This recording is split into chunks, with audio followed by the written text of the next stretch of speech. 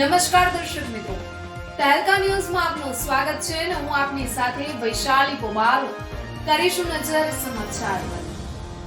અંકલેશ્વરથી ભરૂચના અંકલેશ્વરમાં પરવાનગી વગર ચાલી રહેલા હાટ બજારો પર કોના આશીર્વાદ?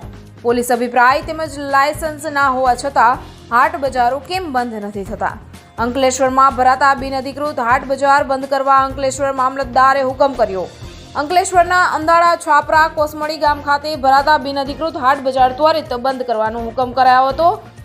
અંકલેશ્વર મામલતદાર દ્વારા 3 ગામના મંજૂરી વગર ધમધમતા હાટ બજારને બંધ કરવા પોલીસને તલાટી કમ મંત્રીને તાકીદ કરી હતી। મંજૂરી વગરના હાટ બજારમાં ચોરી, ગંદકી સહિત અનેક સમસ્યાઓથી લોકો પરેશાન હતા।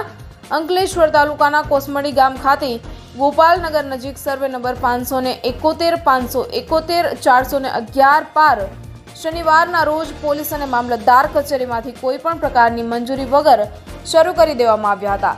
વર્ષોથી ધમધમતા આ હાટ બજારમાં ગંદકી અને ટ્રાફિક સમસ્યા વકરી રહી હતી તો ચોરીના બનાવો પણ વધી ગયા હતા। અંતે તેને ત્વરિત અસરથી બંધ કરવા જેડીસી પોલીસ અને કોસમડી તલાટીને મામલતદાર કરણસિંહ રાજપૂત દ્વારા હુકમ કર્યો હતો। આ ઉપરાંત બી ડિવિઝન પોલીસ મથકની હદમાં આવેલ અંધાળા તેમજ છાપરા ગામ ખાતે શુક્રવારે હાટ બજાર ભરાઈ છે, જે પણ કોઈ પણ જાતની વહીવટી મંજૂરી કે પરવાનગી લેવામાં આવી ન હતી અને આ હાટ બજારને લઈને ગંદકી, ટ્રાફિકની સમસ્યા વકરી રહી હતી, જેને પણ ત્વરિત અસરથી બંધ કરવા માટે મામલતદાર દ્વારા હુકમ કરી તેની સાથે ગાઈડલાઈન જાહેર કરી કાર્યવાહી કરવા તાકીદ કરી હતી। હવે જોવું એ રહ્યું કે પરવાનગી વગર ચાલી રહેલ આ હાટ બજાર ચલાવતા ઇસમો પર તલાટી કે પોલીસ દ્વારા કોઈ કાર્યવાહી કરવામાં આવે છે કે કેમ, તે તો હવે આવનારો સમય જ બતાવશે। રિપોર્ટર અવી સૈયદ, તહેલકા ન્યૂઝ, અંકલેશ્વર, ભરૂચ। સૌને નમસ્કાર।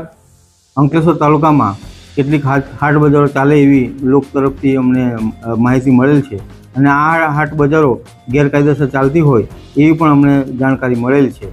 આ હાટ બજારો પૂર્ણ થયા બાદ તેમાં સાફ સફાઈ અને ગંદકીનું સામ્રાજ્ય વધી જાય છે અને ટ્રાફિકને પણ અડચણરૂપ હોય છે। તે માટે આજે અંધાળા, છાપરા અને કોસમડી ગામની જે શનિવારે કોસમડીમાં ભરાય છે તે પણ બંધ કરવા હુકમ કરેલ છે।